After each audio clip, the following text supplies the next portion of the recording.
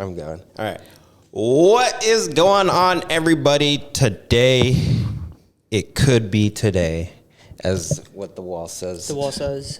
The door says that. The door says that, actually, yeah. The door says it. Yeah. The door says it. The door says it could be today. But today we have a special episode with a special guest. But before we get into that, let me go ahead and play the intro music. And this is also... Perhaps your skills do extend a bit farther than basketball.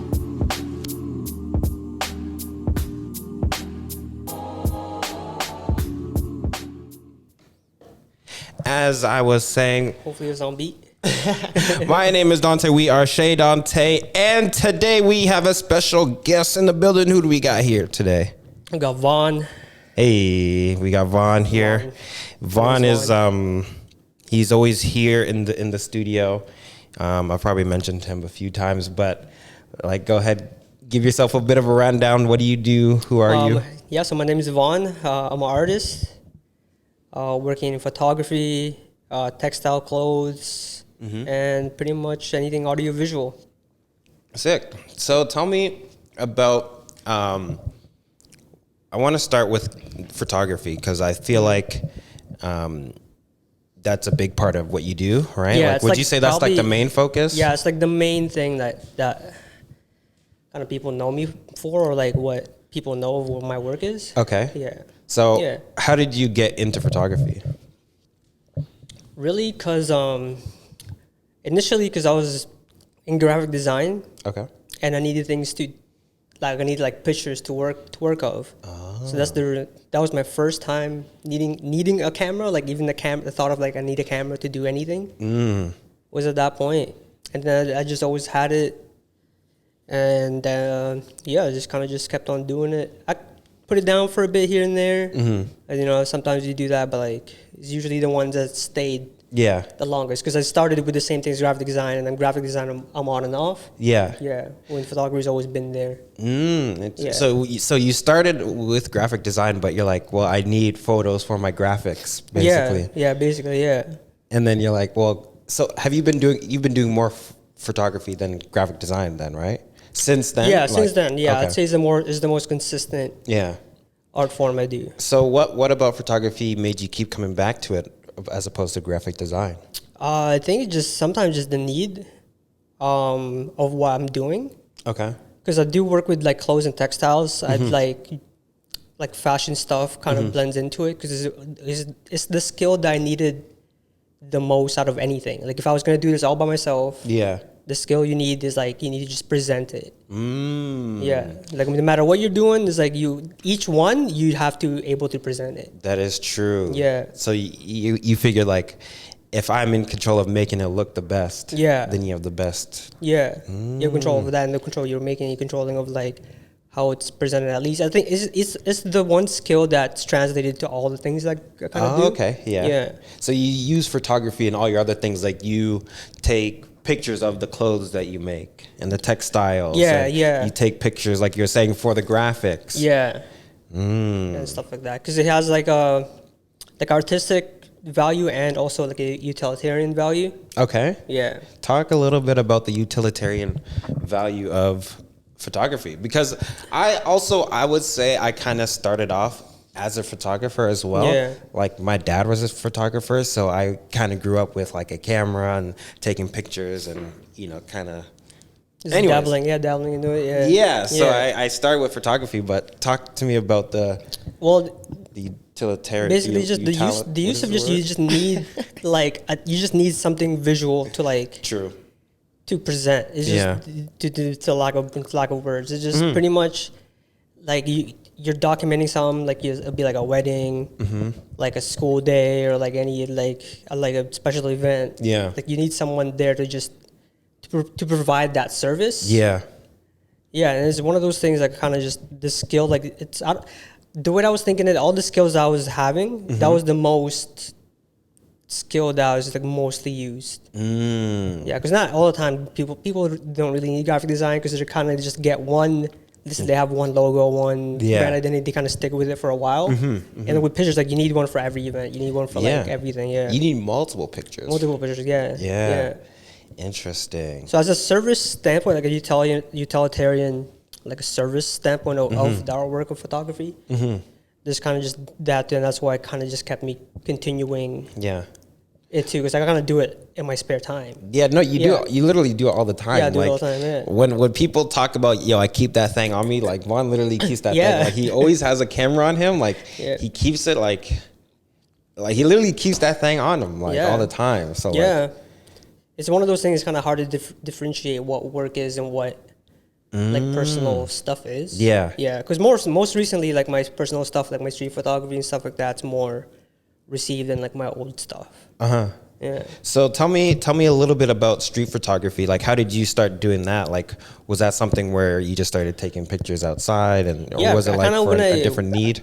Yeah. So when I kind of wanted to take photography more seriously, because up until maybe like 2019, 2018, I kind of just used it as a secondary thing, because like I'm working on something, I just need pictures of it, and I use the camera for that. Yeah. And then after that, I was kind of like, all right, let me take this like medium seriously as art form. Gotcha. So around 2019, 2020 is when I picked up a camera again, kind of intentionally trying to learn how to use a camera, trying to know what a good photograph is and stuff like that. So around that time, I picked up my first couple of few cameras, and basically I had to start over again. Yeah. So my main goal was like, all right, just for let's say half a year, just take pictures of what you want to take pictures of naturally. Yeah. And then after that time period, look at what you've done and see what's the trend? Like what trend are you having? Like, do you take more pictures of more buildings, more people, architecture, more that? Like, what are you drawn into naturally? Okay. And you kind of just go into that, and then that kind of just. With the street photography part, when I did, it was kind of just go for walks. Yeah. Yeah. Just go for walks, explore different neighborhoods. And so you found that you were primarily taking pictures of like the city, the urban environment and stuff like that? Just documenting how the city is, because the city, like we live in Hamilton, the city is changing pretty much every year. Yeah, and it's changing quick. Like changing quick. There's pictures I've seen from like a year ago, 2 years ago, in places that they're not even there anymore. Like they're different. It's kind of. So, would you say you've been documenting Hamilton since like 2019, or you've been taking pictures from before then? But like, yeah, I say probably from 2019 to present. Okay. Yeah. And what would you say like one of the biggest changes you've seen it since then? Like, so 2019. So this is pretty much pre and during pandemic times. Okay. Yeah. So I kind of just see it change kind of drastically. Oh, that is. I totally forgot about that. Whoops. Yeah. I feel like it's like from pre, I think now it's kind of getting, maybe it's at around 75, 80. Okay. Of like how much people are just out and about. Yeah. Yeah. Because usually when I go out, I kind of notice the different people, you kind of just people, like the nature of what I do is kind of just people watch a little bit. Yeah. So you kind of just see how different surroundings, different neighborhoods, how people react around it. Yeah. Do you have are there like different categories of street photography? Like, is there like people that only do like subway station people watching? Yeah, I guess like when people have different projects. True. Yeah, when like there's a famous one, I forgot which photographer it was, but it was a subway series. It was New York subway, like in the 70s, 80s. Oh, okay. And stuff like that. And it's all just the people that take the subway. Yeah. It wasn't like, because there's a point of photography where you kind of dictate what you're taking the picture of. You're kind of setting the scene. And the type of photography that I do is kind of more just documenting like what goes on in this particular area. Yeah. So you're focusing more on a particular area over a period of time. Yeah. Yeah. What made you lean more to the documentarian standpoint? Because I'm also part of the documentarian community. You know what I mean? Like, I like to document stuff. I've been kind of documenting like the behind the scenes of like a lot of the hip hop scene here and stuff like that in the city. So like, what about that documentation over time drew you towards it? I think it's just having just the knowledge of, or just the realization of like this, like a certain body of work. You keep on going as long as you wanted to do it. Yeah. And there's not much of like a settled thing. Okay. And because sometimes when you do a project, as opposed to like set a scene instead of like documenting places, it kind of gets stale. Okay. Yeah. So like, let's say you go out every night at the same club and the same people. That'll be different for a different club with different people. Yeah. And you're kind of documenting like how different nightlife is, because it's like different. Because some people have, with this vast information we have on the internet, people want to be at the same place everywhere at the same time. Yeah, everything, everywhere, everyone all at gets like once. FOMO. Everyone wants to like True. So you want to capture like a whole bunch of different things as well. Yeah, I kind of want to just catch different things and kind of document time through it. Because like, I guess the pandemic too, like it kind of made me kind of chose what I was doing. Because like you're at present time, you're living a historical moment in the history of just humanity. Yeah. Right. So like, do you want to take pictures of like flowers in your bedroom, or do you want to just see what's going on outside? You want to see what's ever changing. Like you're part of a reset, pretty much. Yeah. And you figure like, you know, like the photography stuff. And the documentation was like kind of what was like drawing you. Yeah, because it's like that needs to be like, it's instead of the act. One of the things of that attracted me with kind of the documenting type of photography is that the photography is just the medium for the whatever it is you want to see. Because you're really your artwork is your eye, what you're seeing. Yes. And kind of just taking the pictures, just having a representation of what you actually what you actually saw. So what you're saying, it's like the art is kind of like the way you're seeing that specific moment. Yeah, the art is the best way that you can see it. Yeah, exactly. Right, and the best way that you can have that to be represented would be to have it in like a picture form. Yeah, because and plus it's fun too. Yeah, it is fun. Type of documentation, because like sometimes there's a game you kind of play if like you kind of catch a moment, because the moment that exact same moment is never going to happen again. I know. So when you kind of sorry to cut you off, but was there a moment where you learned that once a moment's gone, you'll never get that moment again? It happens every time. Every time. It's always just, I should have been ready, because like I have my camera on me, like I'm just ready to shoot, and it's just like if you've done it enough times, you kind of predict like how things are gonna go. Yeah. Or like you can kind of just, there's a probability, like if let's say someone's walking in a crowded area, there's a possibility that someone's gonna bump into each other. So you kind of just have to watch, see if it happens. Yeah. And sometimes it's just like the camera's just down, you just weren't ready. That split moments like. So when you're walking around, do you walk around with your camera up most of the time? Yeah, most of the time it's in my hand. It's up. Yeah. Usually like when I'm in area, if I'm walking from like a couple blocks and I'm intentionally walking, I'll just put it to the side. Yeah. Like most of the time I'm like have it like at chest level. Okay. Yeah. Just to have it.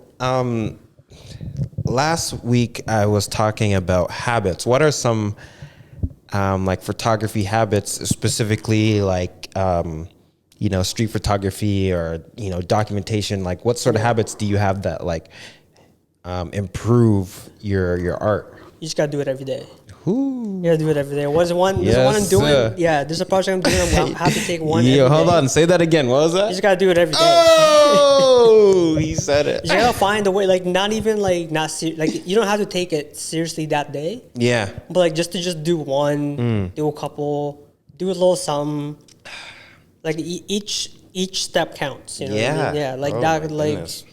Because it's one of the things that when you're doing art, when you're kind of creating, kind of in this space of just doing things how you want to do it, like the most expensive thing is time. Yeah. So it's just, you can't really get back time. You can't do anything. The big regret you always have is like, I should have spent more time. Should have had enough time. It's like that. So kind of just being available. And trying to spend the most time doing it. Yeah, exactly. Basically. Yeah. Because there's a couple of times like I've stopped and kind of just have to pick it up again. Yeah, and you have to almost like relearn. You almost exactly. You have to relearn. You have a new set of skills for sure. You kind of know things a little bit. You kind of like have like a shortcut to some things, but it's like clunky. Yeah, exactly. You're a little rusty. You get rusty. Yeah. And then when the time comes to like, all right, we're gonna do something big, it's like you gotta be at least an ounce ready. Yeah. Yeah. And then also like you're saying, like say you haven't picked it up in a while, and then so you're kind of rusty, you're clunky.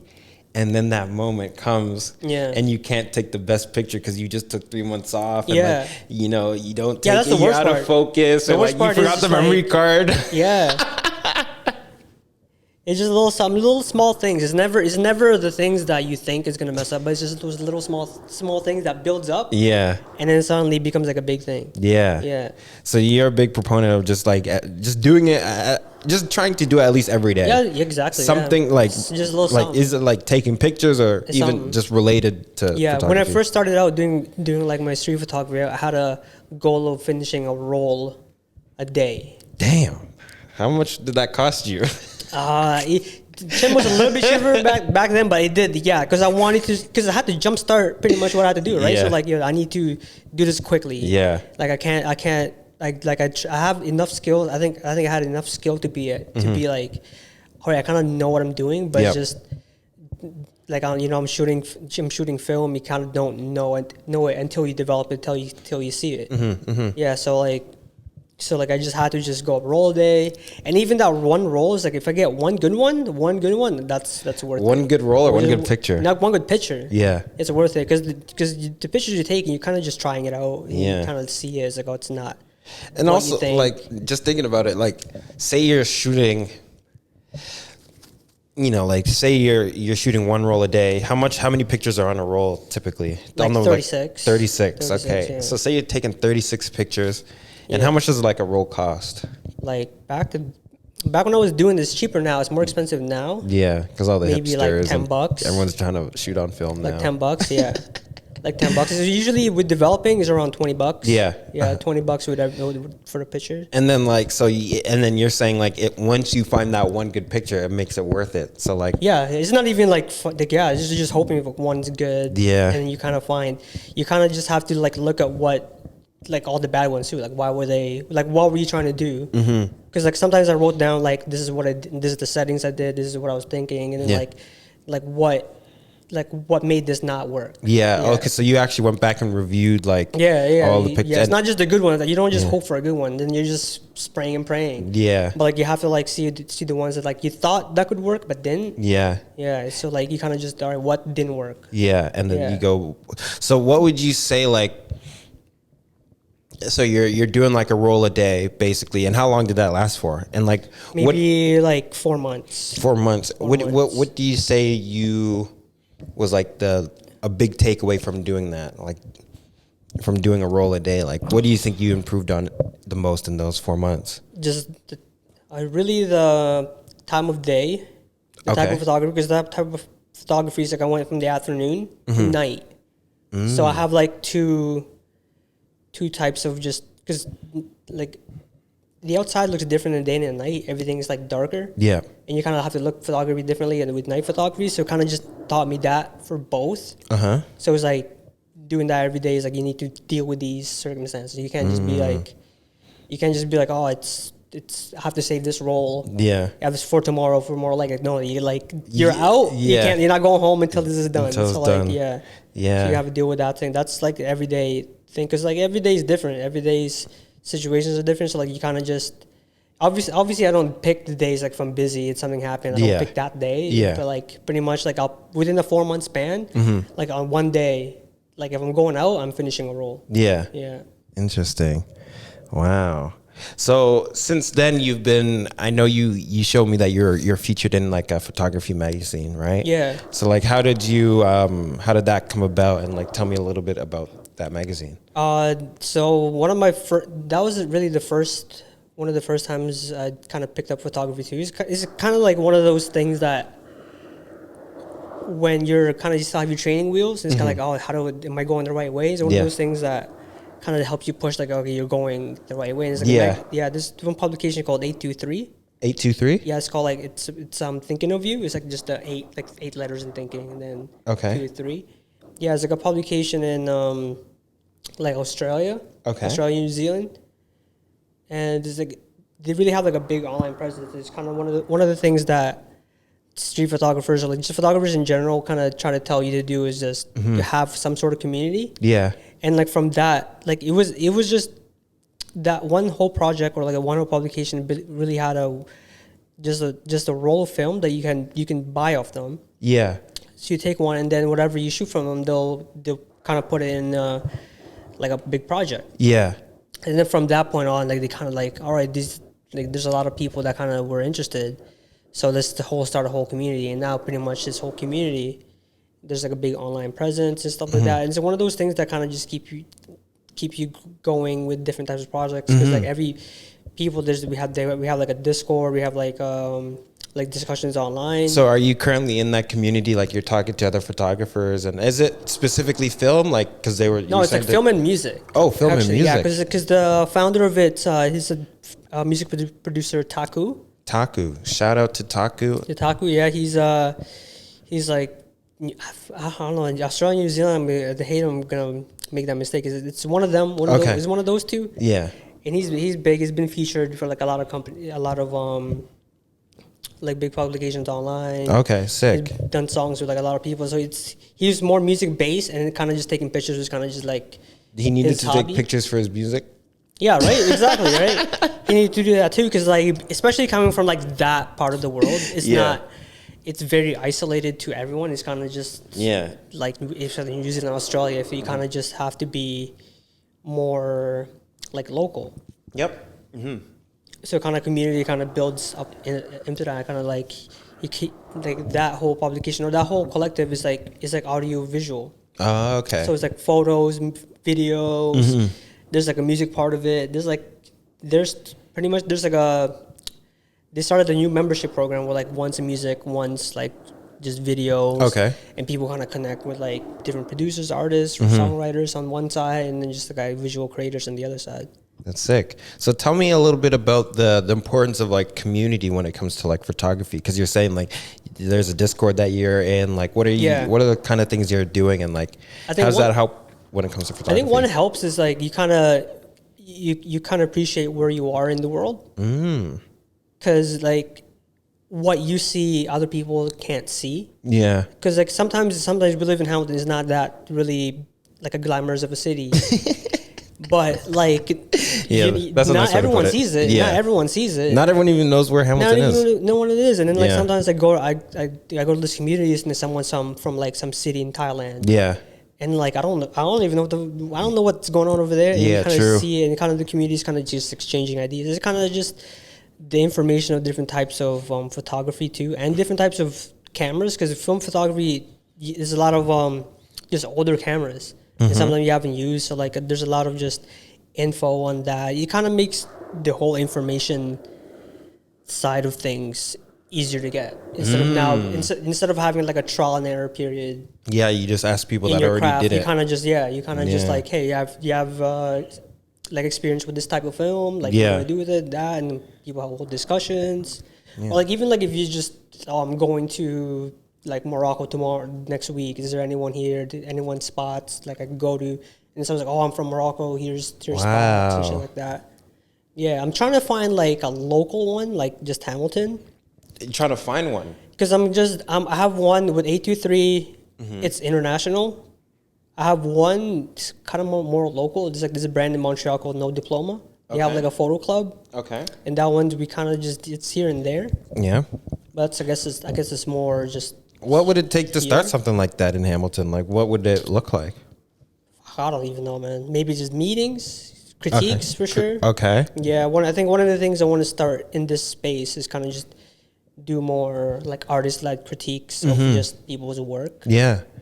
Yeah. I think that'd actually be pretty cool. Like, because I think with critiques, like you're showing where you can make an improvement on things. Yeah. Right? Yeah. Exactly. You're not coming here just to see like. Especially if you're an artist, you kind of don't need a pat in the back of like doing like, oh, you're an artist, go do it. It's like you've heard that before. You're already doing it. You already knew that. That's why you're kind of looking for more critiques. So just kind of just having that helpful eye around for a community is kind of just. So like critiques, like meetings, like when you say meetings, like group meets of like. All photographers, everyone brings their camera or like a sit down. Yeah, it could be sit down. Yeah, there's this one. I think it's like an Instagram account or just like an online account called I think beers and cameras or something like that. Okay. Yeah, where like they go to different pubs or whatever, and it's just everyone just brings their cameras, like a big meetup. Yeah. It's kind of like it's kind of like something like that. Like I've been part of it too. There are communities here in Hamilton too, but it's like so far in between of like it being a recurring event. Okay. And that kind of just, like, if you really have to do a community, you really have to be consistent of like keeping the whole club keeping it together and members and keeping everyone consistent active. meetings. Yeah, because like you're saying, if it's not like a consistent habit or something, like if it's like an event every like 6 to 9 months, you're gonna lose people. You're gonna lose people. People are gonna forget it. Yeah, they're gonna miss it. Yeah, like sometimes the worst is like when someone's active and they're like, oh, I thought we were gonna be more active, so I kind of just stopped doing it. Yeah, like that. Like, what happened? Even here, try to do like an open studio once in a while. Mm-hmm. Yeah, just keep like just people, like if you want to present something, just kind of just give people a kick in the butt. Would you be open to people sending you pictures for you to like critique them? No. I'm not that guy. I don't know. Okay, so you do what you do. Like I do what I do, and you do what you. Like an open critique with just people. Yeah, I would rather do that. Okay, like, personally sending me images like, oh, what do you think of this? I'm like, no, I don't. It's good. But I don't know what you want. I don't know what you want me to say. Yeah, like really. That is true. Yeah. Like so like an open critique. So like say like, let's say you have like a project coming out, you have like this or that, or like you just want like input of like direction or just a little bit of just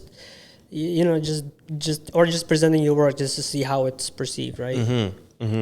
Yeah, nothing like, oh, do this, do that. Yeah, like, I don't want to be. I'm not that guy. I'm not. I can tell you what I do, and then affect it to how you do, but like. To tell you how to do things, and I'm not. No, you let them do it, and then you see like I like this, but then like we're saying, like critiques are to help the artists improve. And exactly. So I'd rather like do that. Plus, it's more open. Yeah, people kind of get more perspectives of different things because different things look differently to different people. That's very true. So like you never really know what they like or don't like. Dave Rubin's coming out with a book.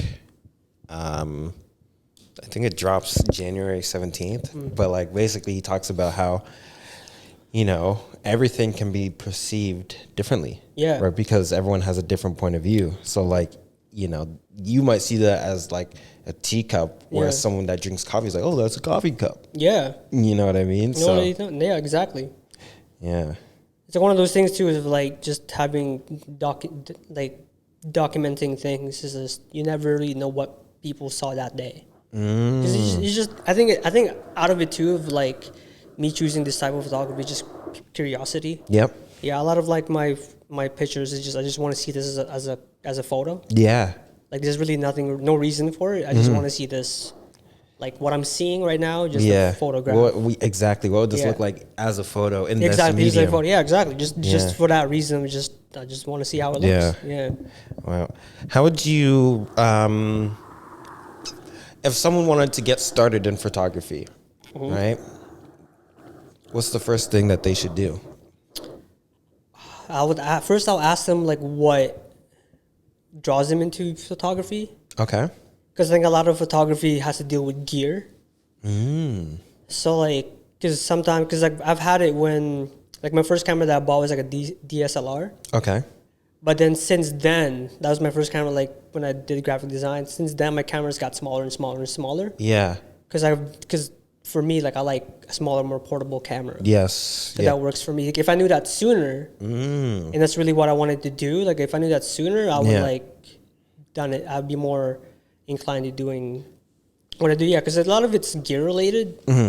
So let's say, like someone wants to just like take pictures of like their night out or like have their friend's night. I'll probably just like tell them a type of cameras that like just pretty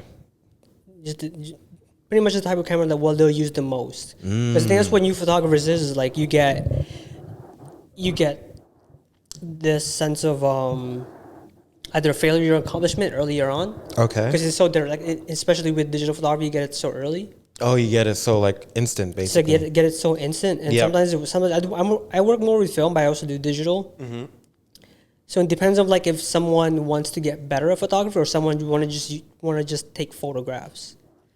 Is to get started, because it's like sometimes you just want to take pictures and shit. Yeah. Right? Now photography is not so much of like it's not utilized for things that are traditionally where photography is.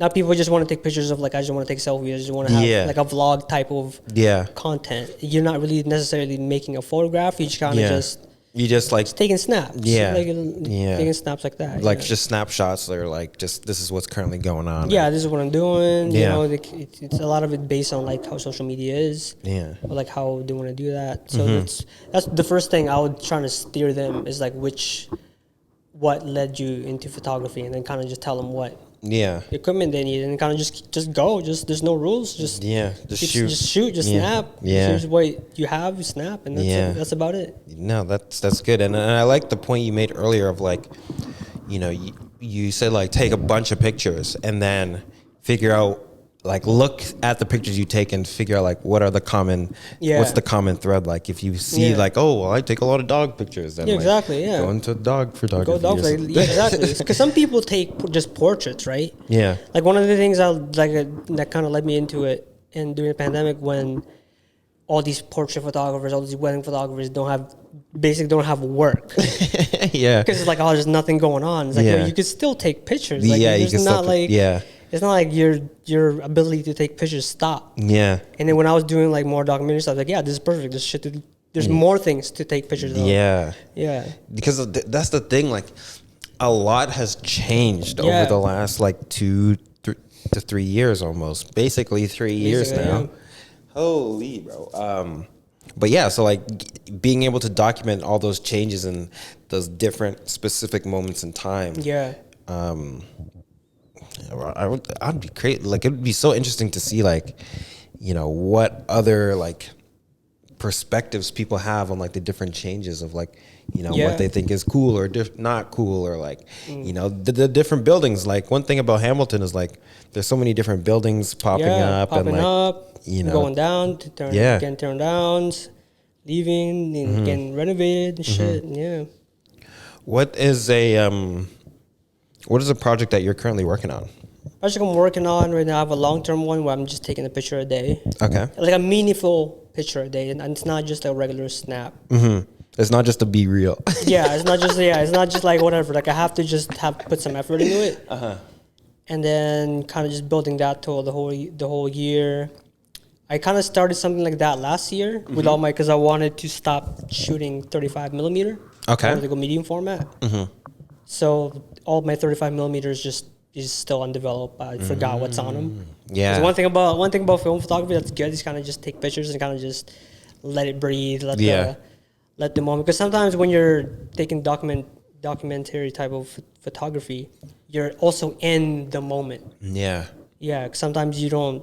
Sometimes when these photographers they forget to think about is that they're kind of just they're documenting it, but they're also experiencing it. Yep. And they don't take that toll into themselves to account. Yeah. Because you're so focused on just like I need to document. I need to, like I have my job. My job is not to be in it. And my job is just to be on the side, like watching, capturing it. Yeah. How do you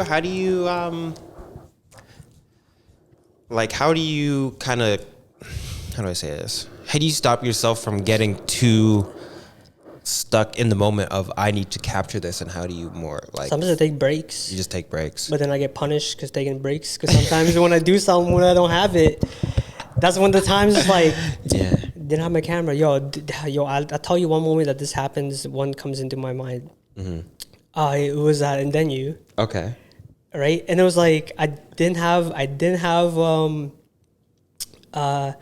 my camera on me, right? Okay. Was this year? Yeah, it was in the summer. It was over. I didn't have my camera on me, right? So I'm walking towards the doorway where the girl who takes the cover girl. Okay, yeah.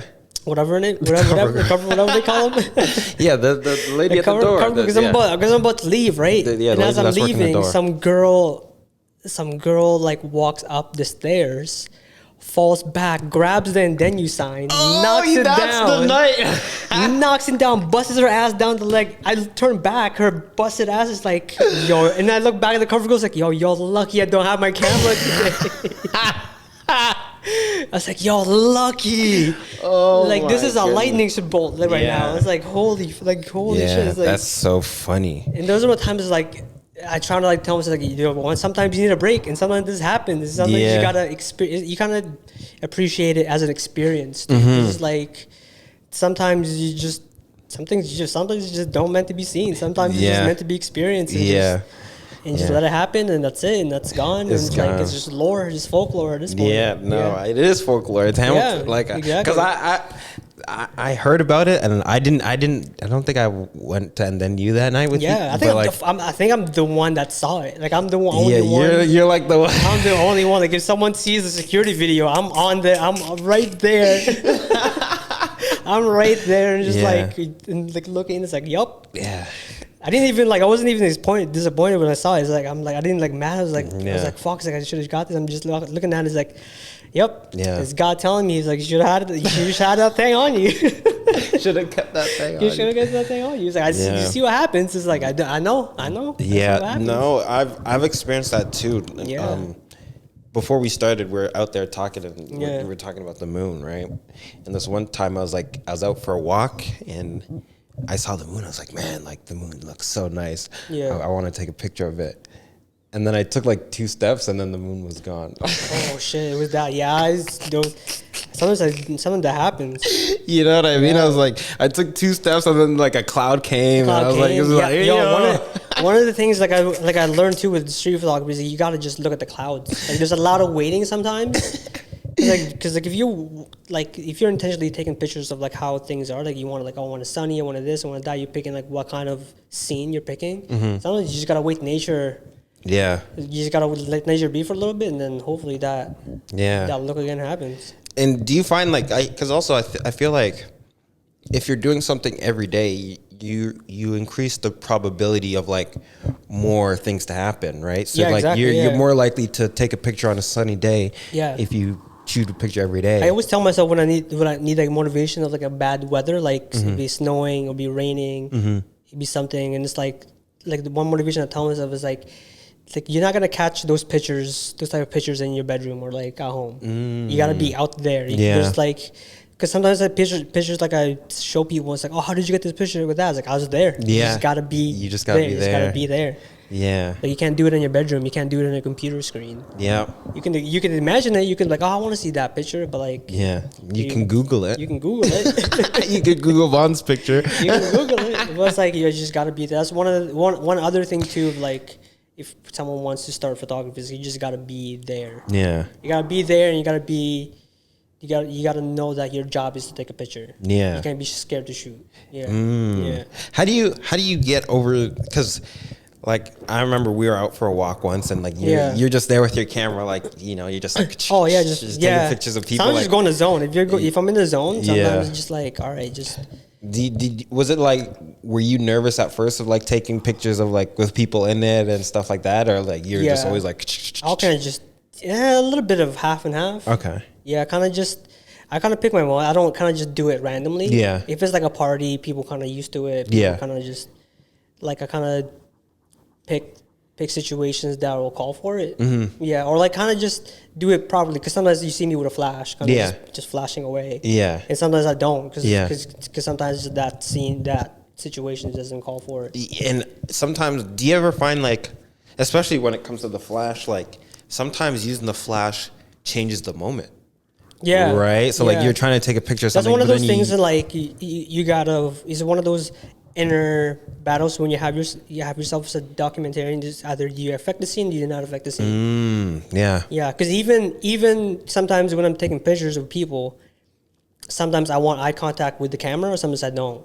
Oh. So it's one of those things. It's just like it's one of the things like I think about. Like sometimes one of the things that people see when they take pictures, like, oh, I can take that picture. Yeah. And it was like, but you didn't know what the thought behind every picture. Like you could, if I showed you this exact scene and you're just there to press the camera, you'll take that picture. If you set it up on a tripod for them. You set it up on a tripod for them. Yeah, you could, but like for it to get here, it's just so much thought process goes into it. No, that's so true. Yeah. Yeah, because sometimes like you could just be out, and maybe you're right, you don't want someone to be looking, which will then change. Like if someone's looking at the camera versus not looking, it changes like the feeling of the picture. Yeah, exactly. Yeah, right. Kind of breaks like the fourth wall or something. That too. Yeah, it breaks that when it's like it's like I'm presenting you to a crowd. Like I'm capturing this as a crowd. Yeah. I'm kind of looking at it that way too. Yeah. Yeah. Plus, like sometimes I just shoot. I gotta do my job. In my head, it's like I gotta do my job. You gotta do your job. I gotta do my job. I'm a photographer. Yeah. Yeah. You do comedy. You gotta make people. You gotta do your job. Yeah. No, I gotta start writing some stuff. I got a set coming up. There's certain things that like finds you. Like this is like your thing you do, and it's like you can't. You really know you're meant to do it when it's like you can't let anything stop. You gotta just do it. I know. Yeah. But the thing is, when because it's your job, it's like it's your job, and you gotta do it. Yeah, it's my life. This is my like. This is why I'm here. Kind of type of. Yeah, and exactly, it would be dumb to like just not do it for any other reason, or like you're saying, you wouldn't be able to do it if you just stayed in your bed. All day, so it wouldn't make sense.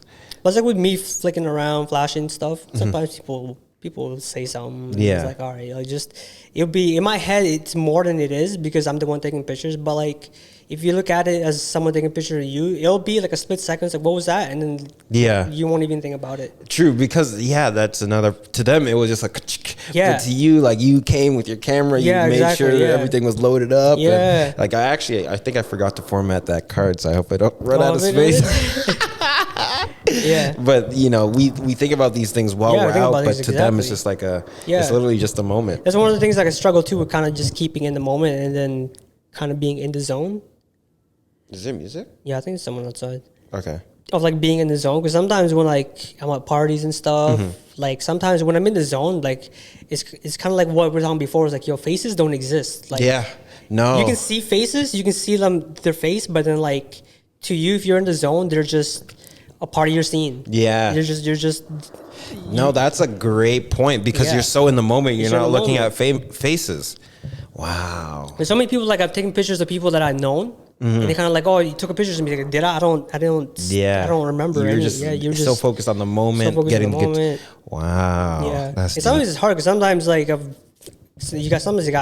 do gotta take a break. You kind of just enjoy things. Yeah, there has to be a balance. There has to be balance, especially like what I do is like I document people's release. Like like for them to take a break is like my job is when they're taking a break. Yeah. So like when people are out on the dock, they're on their leisure time, but you're working. But I'm working. But like it looks like I'm having fun. Yeah. Which I am. Yeah. You always do, but then like I'm also working. You know. Yeah, I saw this post the other day. I try not to I saw TikTok. This wasn't a TikTok. It was an Instagram reel. But try not to think of it like you're having fun, so it shouldn't really be work. Yeah. Like you should almost see it as play. Like they all these guys like Alan Watts or whoever, they talk about, just see it as your play, just having fun. Yeah. Plus if you're meant to do one thing, like if something finds you, you gotta change your whole life around it. Yeah. Sometimes I don't want to go out. Yeah. Sometimes like I kind of want to just stay in, but then like you get there and it's you kind of just take for and you just start enjoying your time because you just have that initial feeling of God, I want to do it today. Yeah. I don't want to do this. You just kind of find a way. If you're meant to do one thing, if you're a chef, if you're like a carpenter or whatever, you gotta make your life around that to be the best at that thing. Yeah, because I think once you start optimizing and building your life around that, it'll allow that to be better. Right? Yeah. One of the things one of them things I remember about Kobe is when he had this interview, was like, how do you find motivated? It was like, the deal was made. Like he was like, the deal with myself was made. There's no negotiating with myself. Yeah. It's like, if I have to get up at this time, I just have to get up at that time. There's no if you wanted to negotiate, you should have done it before the deal was made. But the deal is already made. Yeah. So I have to do it. It's one of those things I can always in my head is like, sometimes you just have to do it. Like you just gotta find a way. Just gotta do it. You just gotta do it. Let's talk a little bit about Archival Blues. How would you describe it, as a clothing brand or? I'm starting so pretty much that's another one of the skills I've kind of just wanted to kind of have more experience and grow. Is so basically that's I'm creating it more of a clothing brand, where it's kind of more inspired because Arch Rival is kind of more the sports side, and then the blues is kind of more music side. Okay. One of the big influences in my life is sports and music. So I kind of want to just have So wait, how do you pronounce it? Because I said archival, but is it arch rival? Arch rival, yeah. Arch rival. Yeah, some people pronounce it either way. I'm dyslexic a little bit. Pronounce it whatever. But I'm not gonna correct because like that's how you want to pronounce it. I guess that's. So it's arch rival blues. Yeah. Okay. Yeah, it's arch rival blues because that's one sports side, one music, and a lot of it. My influences of like just on the graphic side of what I do is this. It's just music and art, like music covers, sports scenes, or like just sports logos and everything. Like all that was mixed into one. So like I kind of want to just contribute my part to like what does that inspire me? Kind of just to get back into that whole No, that's a good point. Yeah, you do want to give back to the things that inspire you. Yeah, that's such a good point. Yeah, yeah, that's like pretty much the whole goal. The whole goal of that, like I'm saying clothing brand, but I think I want to do more, just visual arts, more tactile, more things around it because it's not always going to be clothes. It's not always going to be like tangible or something. So when you came up with this idea, you started out with a general look of because you do have some like designs that you have. Like, how did you come up with those like designs? Like, was it like inspiration, and then you kind of going about it as it was like a sports team. Okay. I think everything with it, since it's just kind of just sports and music, it has a theme already. Okay. I kind of want to keep true to the traditions of what those things are. Okay. So I kind of like so with Arch Rival Blues, the sports part, I kind of want to have a certain color theme of like with sport or something to like inspired by certain sports teams, certain colorways to kind of have that whole branding part. Yep.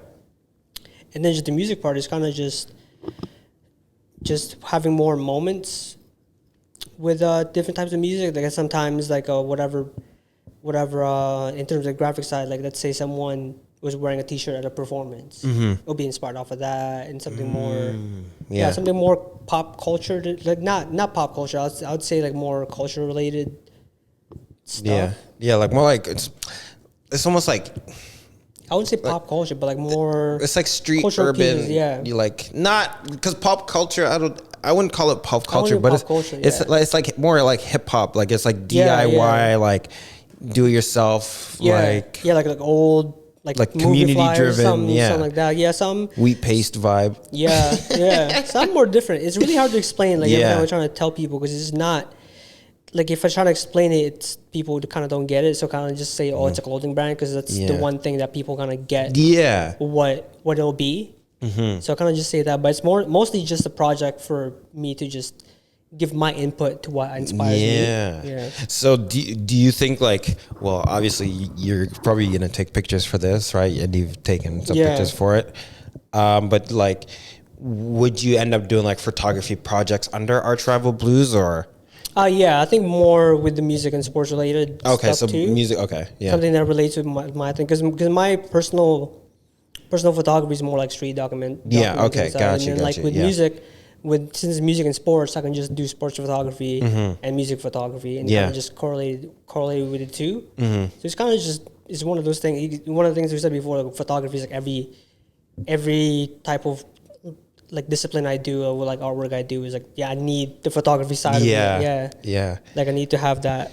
So I guess. we're at like 48 minutes. Oh, nice. So they're doing pretty good here. Let's talk a little bit about music, because you do have Vaughn has a great taste in music, and whenever people have a great taste in music, I appreciate that. You know what I mean? Like there are some people that like they just play top 40 and they think that's the only music that exists out there. But Vaughn plays real tracks. There's a whole world. There's a whole world. So millions on Spotify. So music you've never heard of, right? And Vaughn's always got like Vaughn. This is what's so crazy about Vaughn. Like Vaughn was playing some like Latin music, right? You're playing like some sort of salsa. Then we go for a ride. And then there's like a salsa night, and they're playing like similar music, and I'm like, yo, like Vaughn's really on this. I'm really from here. So like, how did you like? Have you always been into music, or like? Yeah, I think just being in the music. I think music was the first thing that kind of made me who I am. It kind of just inspired me who I was, because it's one of those things. When you're a kid, you can't. When I was a kid, you can't control what's on TV, because like your parents are like they're watching whatever. You might have a little time, so you can't really.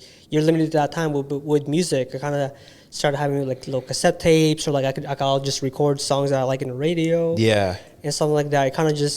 It was like my first time, kind of just like liking what I like, finding what I like, and then kind of just like fostering that more creatively. Yeah. And so like that was like kind of the first time you're like, oh well, I like this music and I get to like listen to it again, and like, you know, that's how you kind of, like you're saying, built who you are with like those kind of things that you like. And then like when like the internet came and like more music became more available. Kind of just, I just want to hear something new. Plus, it's like, you know, I'm part of like the hip hop era where, like, if you have a sample, you don't talk, like, that sample is like, you're doing that shit illegally, so no one's saying what that sample is.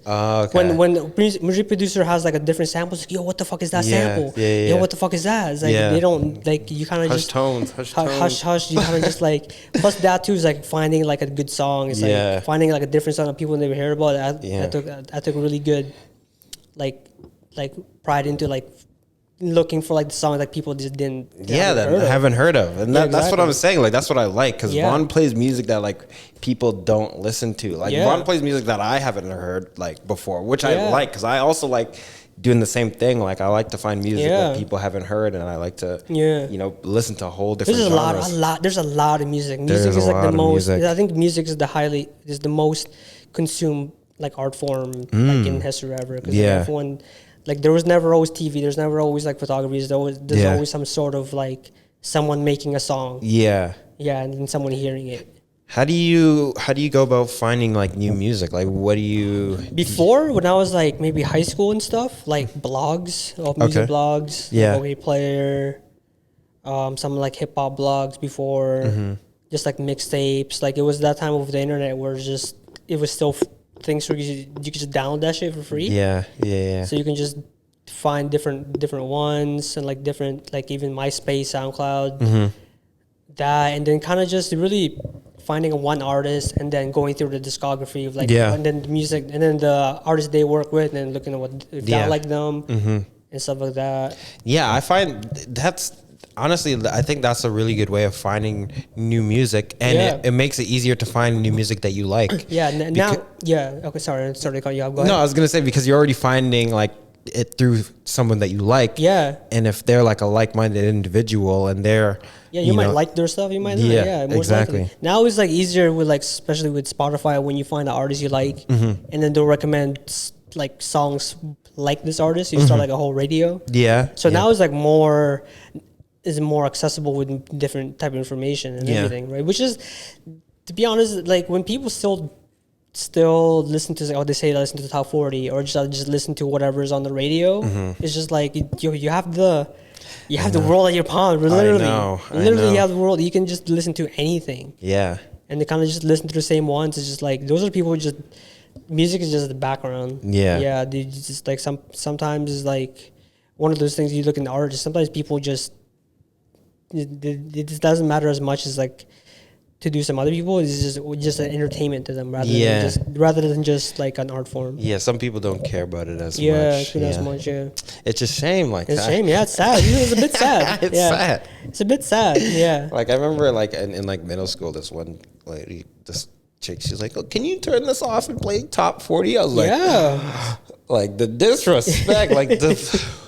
Ooh, I'll never forget that. Like, those words are still playing. The thing is, some top 40 songs are good, but it's just sometimes it gets overplayed. But they wanted just the genre of top 40. Top 40 is its own genre, exactly. Like sometimes someone will go top 40. It'll be like the number one hit song in like the nation. Like, I don't know where they're from. I don't know who it is. I don't know what they look like.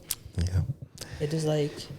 Plus one of the cons I'd say about like how I digest music is that I'm never current. Okay. Like the new songs, like I've seen lists at the end of last year of like top 10 hip hop tracks, and I've maybe listened to the Kendrick one. Okay. And I forgot that came out that year. That was a long.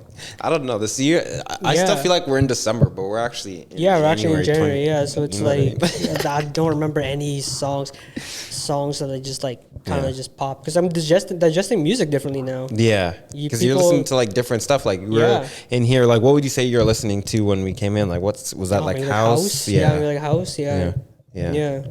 No, I more people. I think first of all, we need more house music just out and about. You know what I mean? Like, hip hop kind of took over. Everything is hip hop now. Yeah, I'm seeing like Bay commercials, like Gap commercials, which is like trap beats and like and they use trap beats. And they use trap beats. I'm like, this is sad. Like, what's going on? Like, have you seen those memes on Instagram with like the people where like their brands are like trying to be trendy? Yeah, it's like the worst ones I've seen is just like the Remax or like house tours of like a drone just going through the house and they should be on like trap beats, like some like Diplo type beat.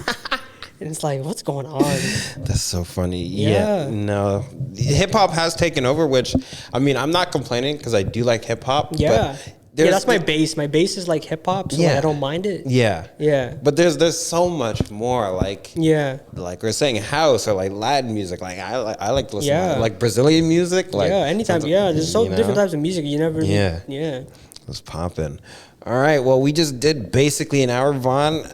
I like to end every episode, well, not every episode, but I like to end episodes with, just kind of saying like 2 things you're grateful for, and then I'll say 2 things, and then we'll end the episode.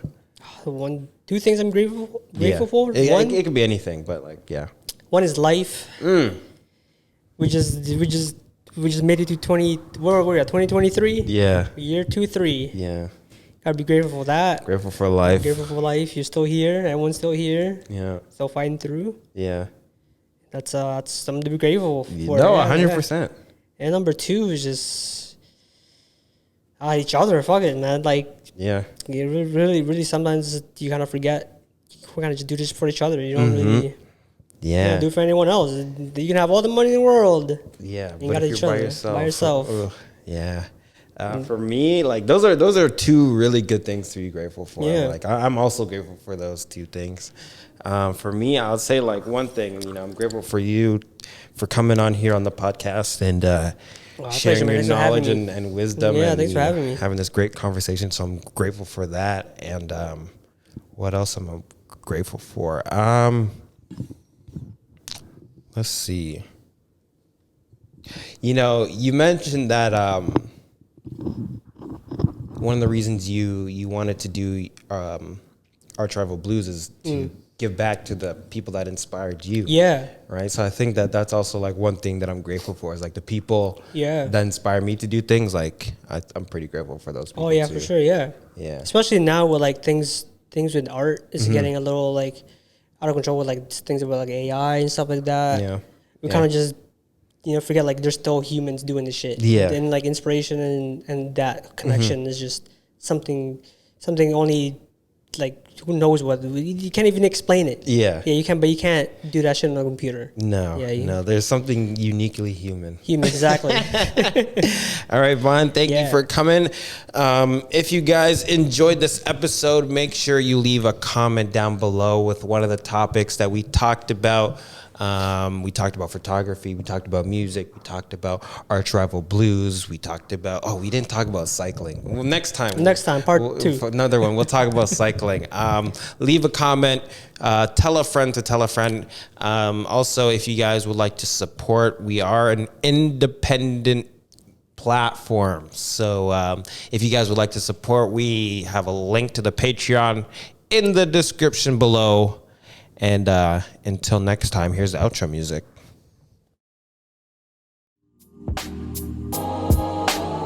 Further.